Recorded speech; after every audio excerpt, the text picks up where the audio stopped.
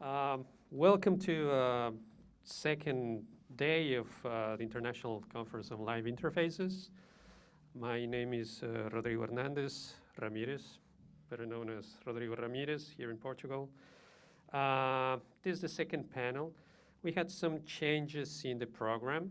Unfortunately, Teresa Cruz is under the weather, so she's not going to be able to present today. And we're going to reshuffle the order of appearances. So we're going to start with Professor Miguel Carvalhais. Miguel is an associate professor with habilitation from the Faculty of Fine Arts, University of Porto, where he teaches computational art and design. His artistic practice often intersects with his research and spans computer, music, sound art, and sound installations. He runs the Crónica label for experimental music and the XCOX conference on computation, communication, aesthetics, and X, which is going to happen like a couple of weeks from now in Coimbra. He's the author of Artificial Aesthetics and Art and Computation. If you would like one of these exemplary books, you can grab it from here, talk to him afterwards. I highly recommend it. And well, he's an all-around awesome dude, so please welcome him. Well, thank you, Rodrigo. Thanks for the presentation. And thanks to Adriana and John and everyone else for putting this together. And thanks for you for being here. So, slides, please.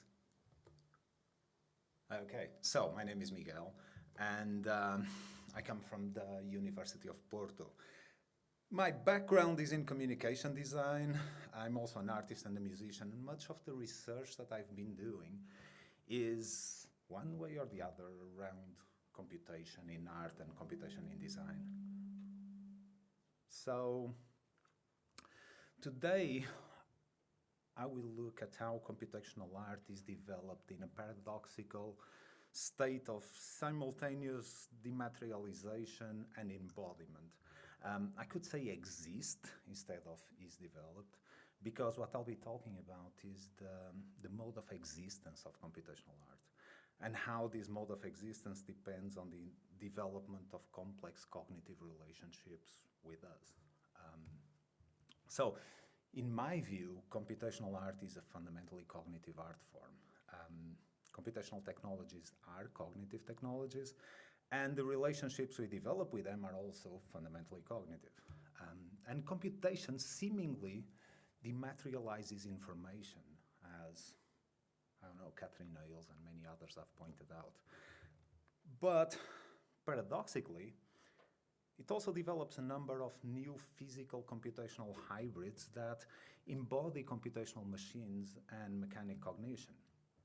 Because computation is embedded into objects and embedded into systems in ways that are often very subtle and opaque.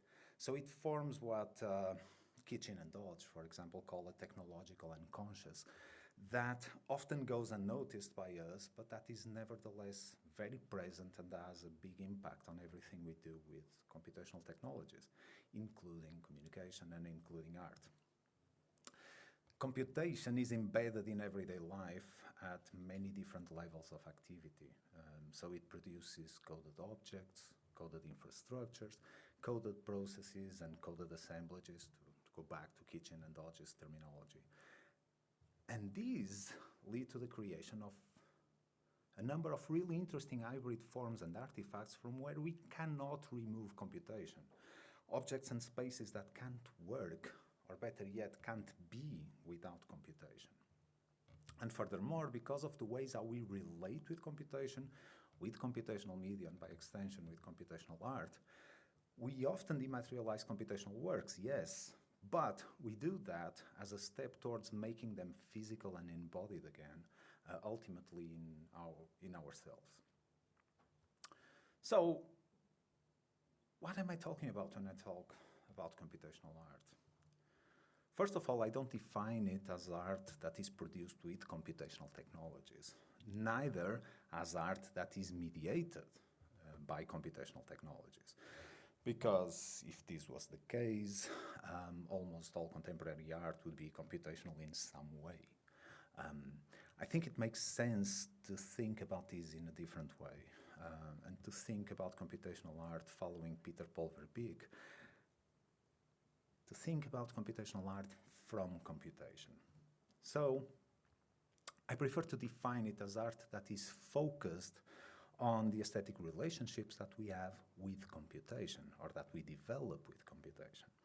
And this definition does not hinge on the actual usage of computers or of computational technologies, but rather on the importance that computation itself has for the works of art and for the aesthetic relationships that we develop with them. So this makes computational artworks become post-formalist systems more than objects. It makes of them something that values relationships and causality, and that derive the aesthetic value that they have from this.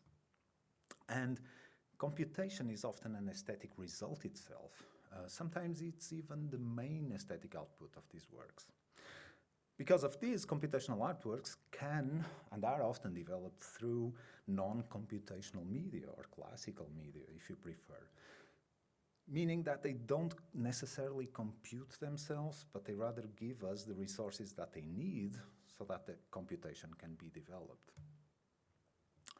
And the outputs of a computational artwork, it's their morphology, behavior, the signs they generate, etc., then become portals for the processes of the work, not the processes in the work.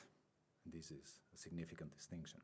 And even when those outputs are not computational, like when they are prints, for example, their main aesthetic effect ultimately depends on the incorporation and the communication of computation. So therefore, computational art is not about using computers as remediators or as simulators of other tools. It is about creating works in which computation is fundamental. Fundamental for their understanding, fundamental for the construction of meaning, and fundamental for the development of that intersubjective experience that we call art. Computational art is not about the technologies of computation, but about the phenomena of computation. It's about creating art from computation in order to reveal something that is hidden and implicit, which is how computation exists in the world and in our lives ultimately. So, computation can be central to art and to the aesthetic experience. It may be used to develop works. It can exist within works. It can even be the work itself. And much in the same way as for Henry Flint, the material of conceptual art are concepts, in computational art, the material is computation. So, another important thing we need to clarify is that there are fundamental ontological differences between software code, computers, and computation. While software and code formalize the algorithmic structures and the data too that are essential to operationalize computation in digital computers, they are the information layer in digital computation, and as such, they develop a particular and interdependent relationship with the computer being the hardware where they run. They put this machine into operation and they control it. And by definition, they also end up controlling the physical reality of which the machine is a part of. The computer is the hardware. It is the machine that can enact computation, that can read code, execute software, make computation happen. But from this physical machine of the computer, then a new machine emerges, and that is the machine of computation. That is an information processing machine in operation. It's not the description of a process, it's not its abstraction, it's not the physical machine that is able to develop that very process, but it is a concrete thing, a concrete process when it is instantiated and when it is ran. Computation is a dynamic and a temporal phenomenon that happens in digital computers, but may also happen in the analog domain whenever there is any physical substrate that can process information. Computation emerges from the physical and then becomes independent from it. not in a form of Cartesian dualism, but rather as the outcome of a system to which hardware and software are contributors without any of them being, per se, the computation. Computation is behavior, it's action, it's being. And it may not exist as something static. It is becoming, it is something permanently turning itself into something else, perpetually transforming, metamorphosizing. So, code is what puts things into motion, but code is not motion. Code lacks materiality, of course, and in a sense, code is always in the past. It's frozen in the past, and it's a deterministic thing. But computation, however, actually radiates temporality and futurality, and unlike code, it's a gateway for the irreducible. It's a gateway for an unpredictability that is inscribed in the future, which we are unable to reach by any other means. The essence of a thing, its being, is future, is something not yet realized, something potential and something irreducible. Computation is futural and projects that thing to which Timothy Morton calls, after Derrida's concept of l'arrivant, as a to-come, a future future. So, to explore this, I'll look now at 4 aspects of computation, 4 traits or affordances of computation that have a very strong influence on how we build relationships with computational artworks. These are 4 vantage points or perspectives to understand how computation can allow us to develop new and enlightening artistic practices. The first of these is the situatedness of computation. So, a computer program is an abstract machine that, whenever it is enacted, becomes a concrete assemblage, a situated computation that veers towards divergence. We perceive computational systems and media spatially, and they confront us with events that are happening now and that are happening to us, with events that we are a part of, regardless of whether they are interactive or not. What we experience in a computational medium, therefore, is not only a story, but it's also a place. The whenever computation happens also becomes a wherever computation happens. And as computational technologies and media pervade all aspects of contemporary life and extend to our living and working environments, they articulate them in ever new ways. Our environments become meta-environments, or the meta-interfaces that Boris was describing this morning. And these meta-environments develop across multiple and arbitrary forms and modalities. More than being a space-time for objects, our environments become agents. They become machines that act, that process, and that generate information. And meta-environments function like languages and interfaces, and they are ergodic. They transcend our perception, and as they become increasingly difficult to avoid, it also becomes more difficult to understand what our role within them is, and what the particular couplings are that allow for the production of new signals, new information, and new knowledge. Although computations are here, they remain largely inaccessible to us. And as soon as we start perceiving them, they turn into something situated and unique to us, and to the way we perceive them, because they are transformed by our relationship with them. The second aspect is the performative nature of computation. Because computational art happens when computation is enacted, and then it happens when we engage with it, when we transform it, and ultimately when we decouple it from its original substrate. In artworks where the possibility of enactment is not present at any point in the aesthetics experience, then we can't really speak of computational art. Computational art has constitutive factors that are defined by the artist.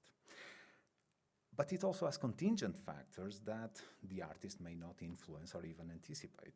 Artists create manifest structures through some sort of notational code, some sort of a program, and this captures a procedural potential.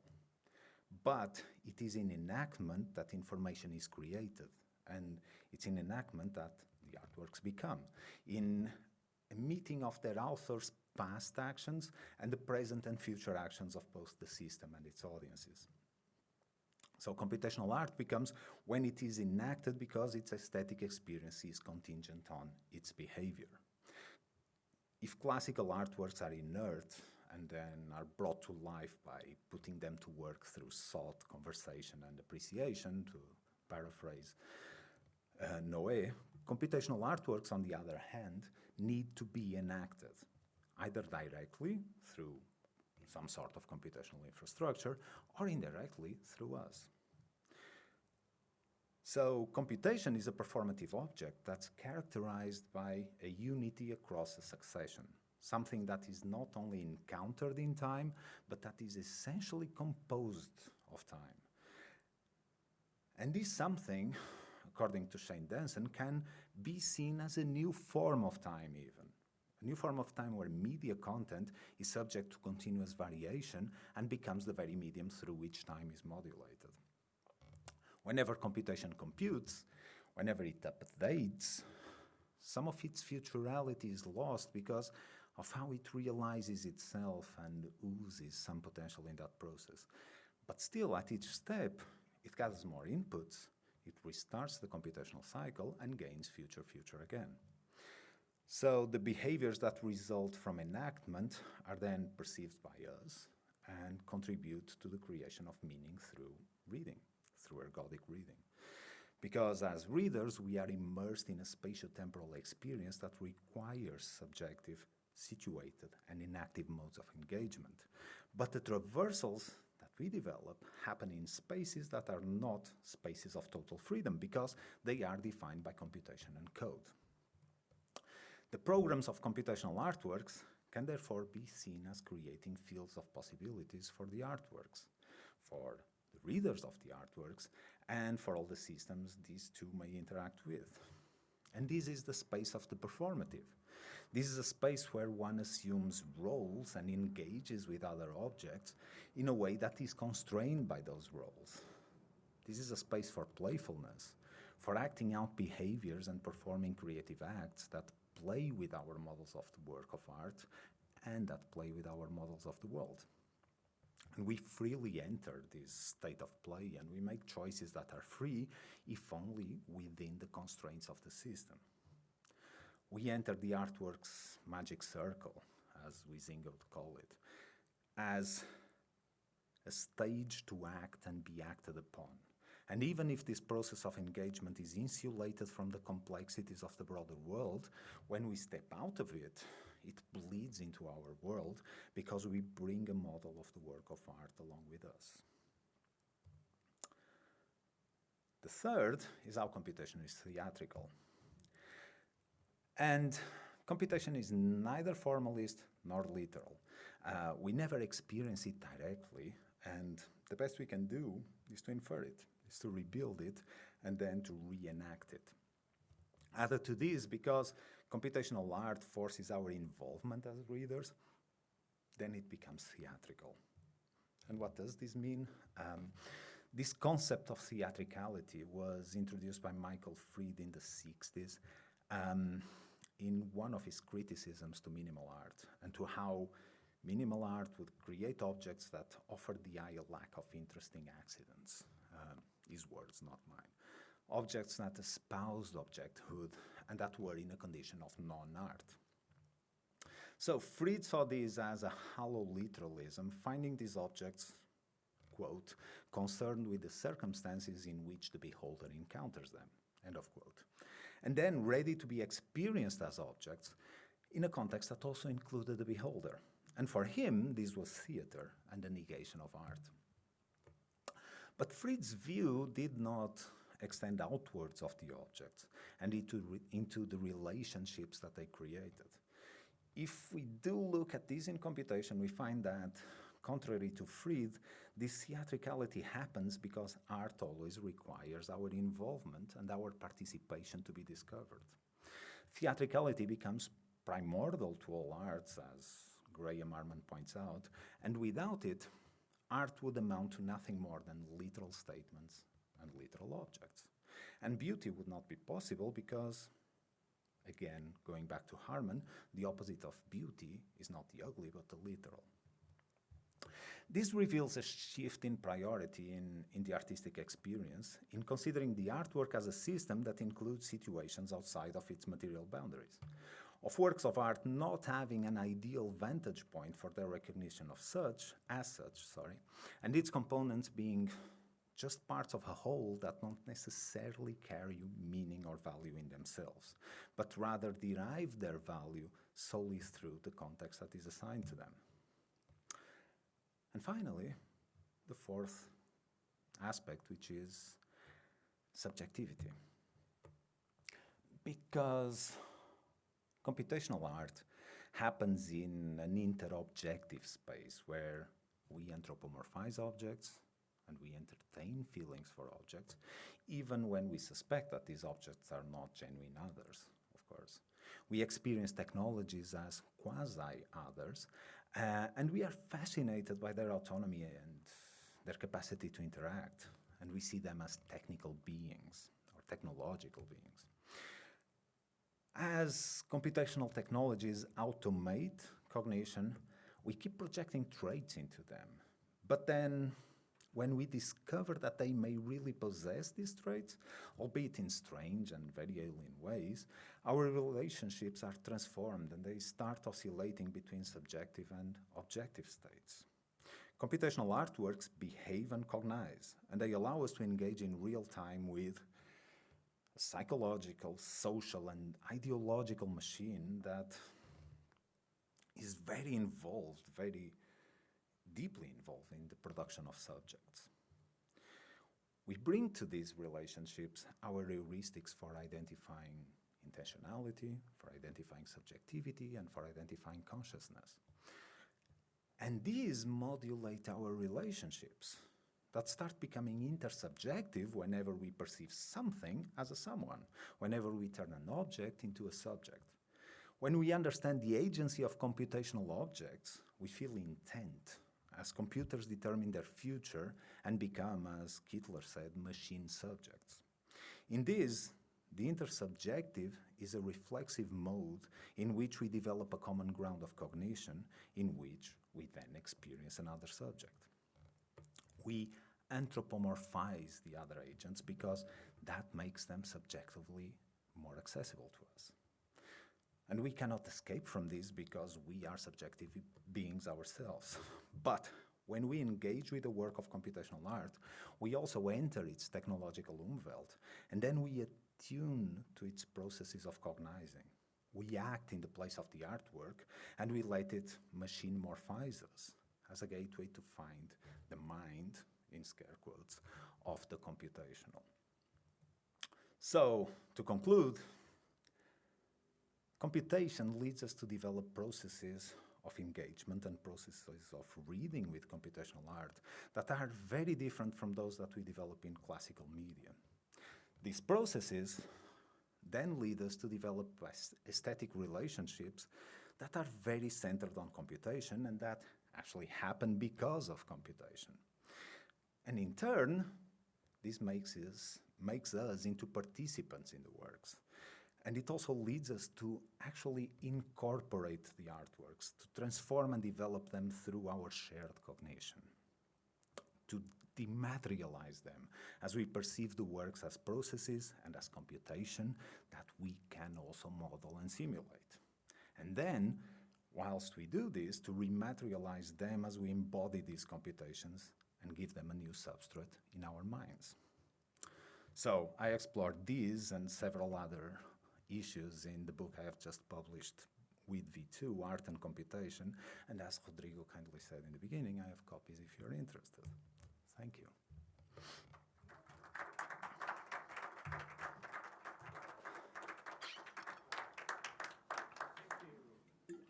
Hello? Oh, okay. Thank you very much, Miguel, for this awesome talk.